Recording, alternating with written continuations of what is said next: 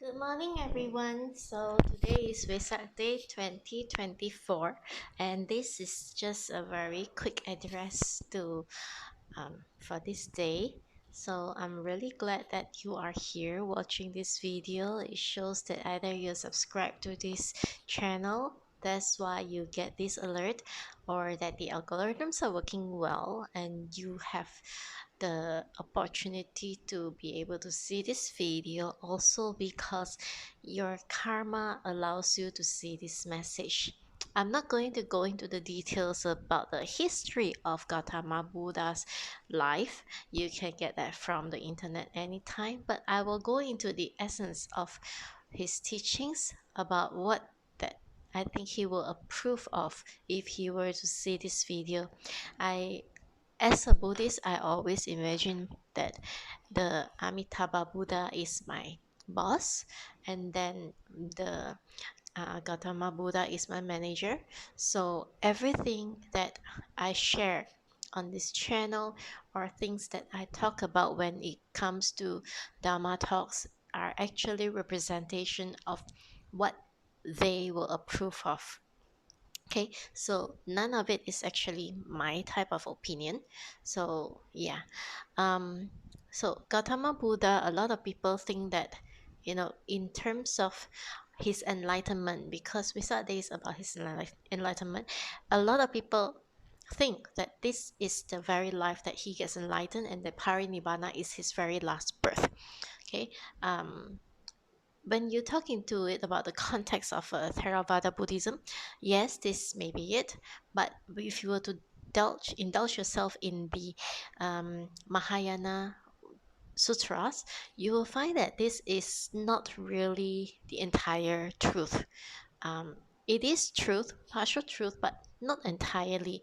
It's not that intentionally to like not tell the truth, but Theravada and Mahayana Buddhism and all the other 84,000 kinds of religious sects there are actually formed to suit the different temperaments of people, to suit the different karma, to suit the different needs for people to be enlightened. You can be in any other religion and still be enlightened. You don't necessarily have to be a Buddhist to be enlightened, okay? If you were to really read your religious text, if you study your religious text and you practice according to your religious text without any human biasness, without any human interpretations of our own based on what the society taught us, based on what our education taught us, then you can actually really, really be able to get enlightened as well. It's just the different degrees of enlightenment for each of us based on our own karmic conditions, based on our own experience, our ultimately like the degree of our letting go, because every religion is actually talking about letting go. So it is just exactly the same as the Buddhist Sutra, the Buddha Dharma itself.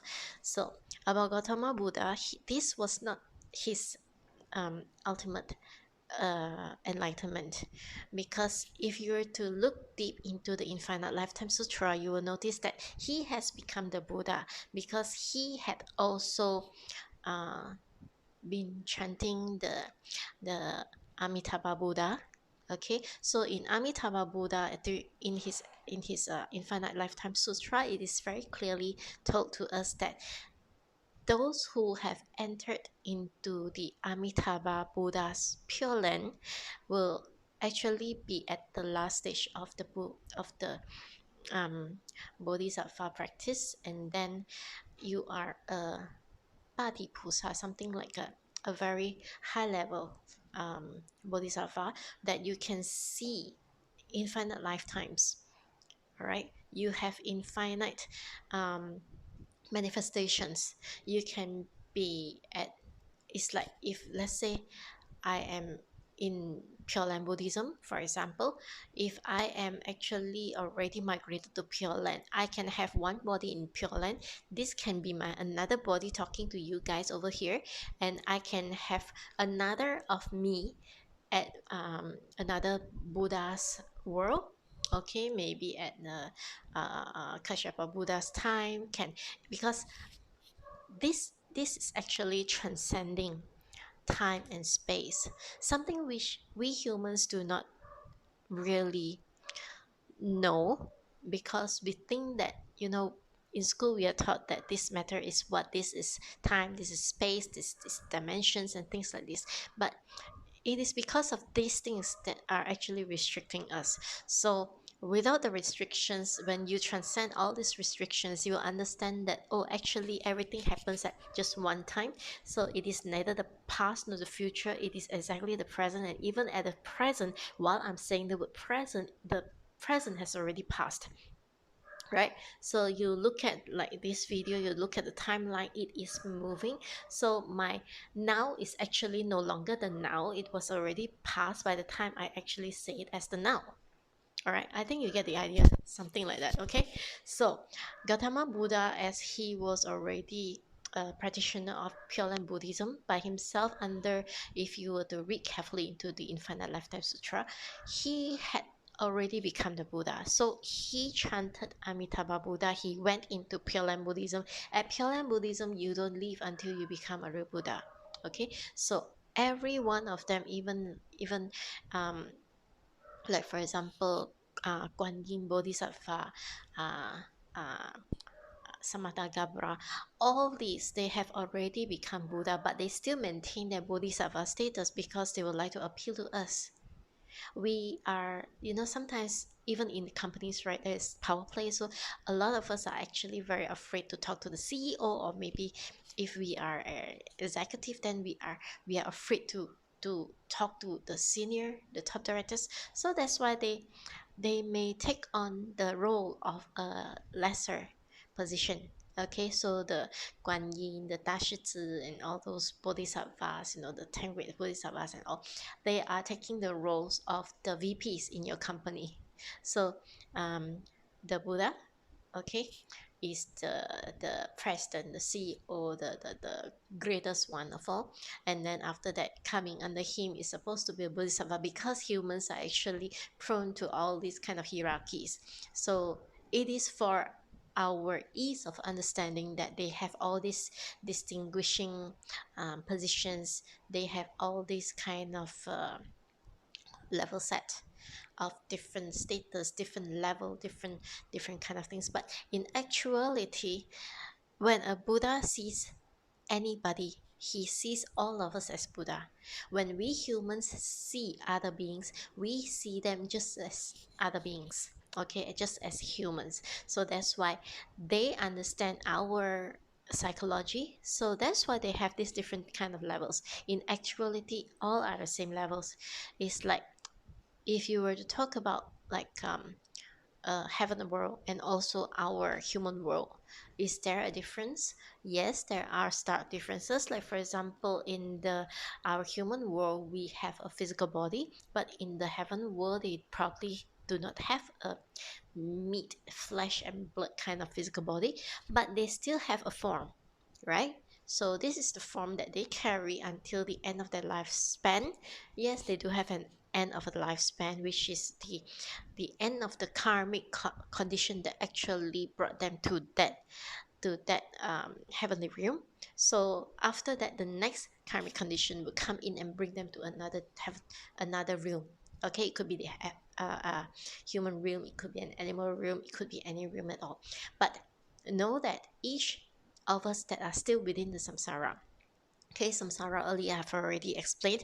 It is the six rooms of existence, the 10 rooms of existence, right? Six rooms of existence, we're talking about the lowest one is the hell, then there's the animal, the ghost room, the human room, the heavenly rooms, and also the um, the Brahma realms. Okay, so all these things, the Ashuras, I mean, so all these are actually things that will continue to go on, all right, within a shorter lifespan, within a countable lifespan, right? And then it is all within the place of karmic situations. So it does not transcend. So even the four Brahma realms also, they do not transcend, because after the conditions, although they don't suffer like us, after the four conditions, then after the fulfillment of the conditions, then they will eventually have to face the consequences of their karmic conditions as well. They are not fully enlightened. They are enlightened but not fully enlightened. The Buddha is the fully enlightened one. So they already know every single thing. So that's why they are able to understand us, and they can take the form of any being that will allow us as what we are, because they have perfected, so they can see beyond everything else, right? It's like they have a super strong kind of microscope to look at us, and then they are able to understand what we are. And so they, like Gautama Buddha, he was, after he has his enlightenment, and then after that, it was said in the scriptures that he was staying in one of the heavenly worlds, and then after that, the when the time was ripe. Okay, when was the time ripe? The time was ripe when there are people who are going to benefit from the teachings. That means there are people whose karmic conditions are right. So there are those whose karmic conditions are right, and then there are also those who, like the bodhisattvas, they will plead for him to come down and to preach the dharma. Actually, they always come down to plead for the Buddha to preach dharma. Okay, that's what the turning of the dharma wheel means. So, but he, with his wisdom as a Buddha, he will be able to see and transcend and know that there are people who are going to benefit from his teachings. Hence, he comes down. So as he comes down, he is naturally chosen into a person, a being that will be accepted by other people. Okay, by the closest circle of those who are going to be enlightened by his existence in this particular realm. So he took on to the position as the prince of that during that time.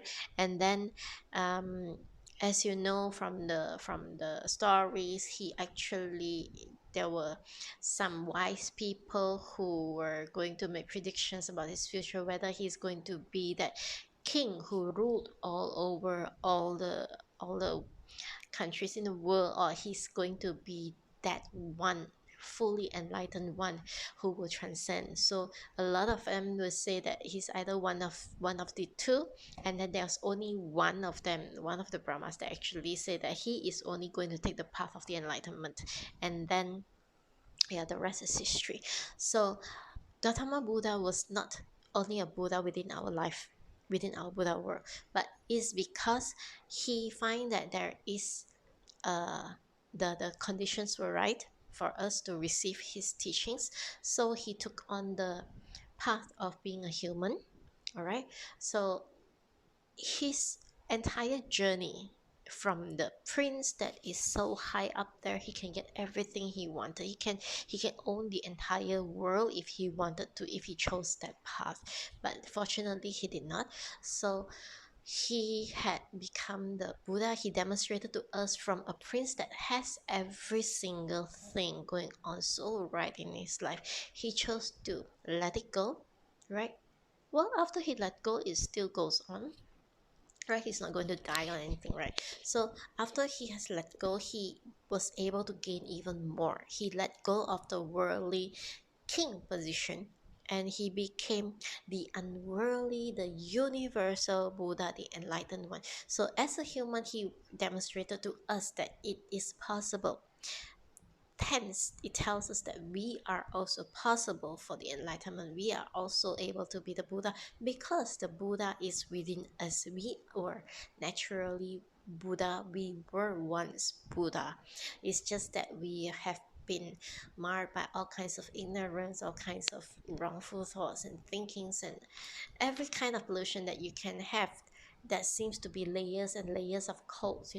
It gets heavier and heavier, and thus we become what we are today, the ignorant beings.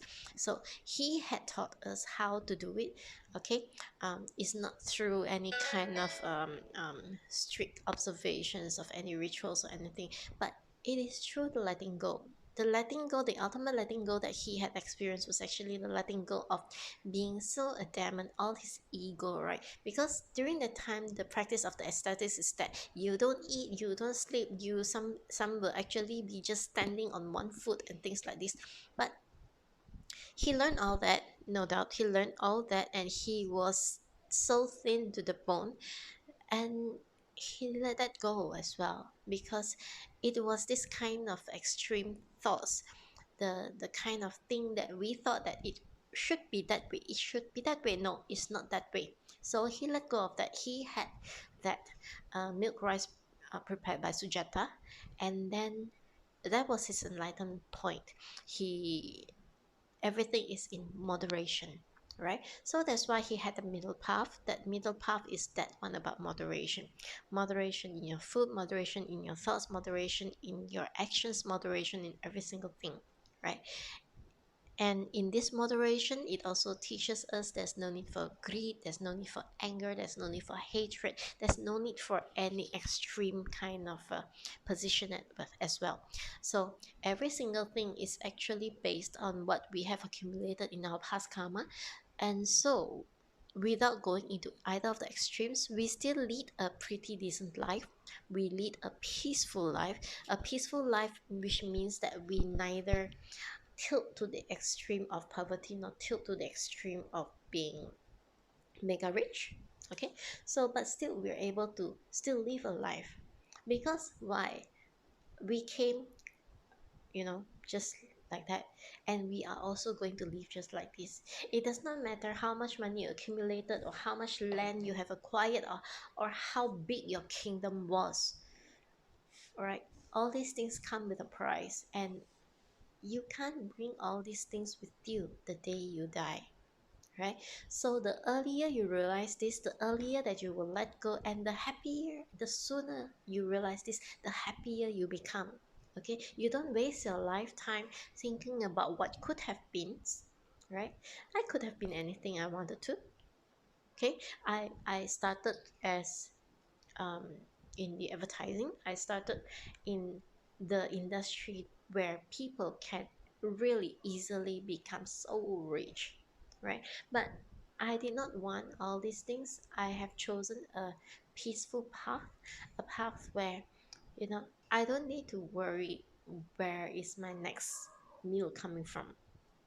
Okay, I am employed and I do my job, but I also don't need to, like, go so hard on myself as to lose friendship, or to lose my conscience, or to lose my integrity or anything, just to keep up with my social status, maybe to keep up with my fame. I don't need to do anything that will harm other people, right? I just do it. A task is a task. Okay, so I get to sleep peacefully at night, and I hope that you will also get to sleep peacefully at night. I don't go around like talking about entitlement. I don't go around talking about things like you know I should. um there's this book that I was reading just yesterday. It was talking about the you are you are entitled to, something that you should get. Okay, there's nothing that we should get unless we actually do something to be able to get it. Okay, you can't expect Buddha to just get a magic wand and then after that, ding, you're enlightened. No, he doesn't do that. You will need to be in the process. You will need to be the one who will take that leap forward, that action item. And that action item is actually not something that is what our education system taught us. There is no accumulation. In fact, it is the other way around. You let go. The more you let go, the happier will be, the faster your enlightenment will be. So that's why he had taken the path to show us, taking the form of a human. He showed us what it is, what enlightenment is, how easy it is to get enlightened if, let's say, you just let go. right? But many people could not understand this, and hence that's why every single day you still see there are a lot of suffering, there are a lot of people, fighting against each other. There is no peace. And then even on social media, people are fighting against each other, right? Exchange of really harsh words sometimes.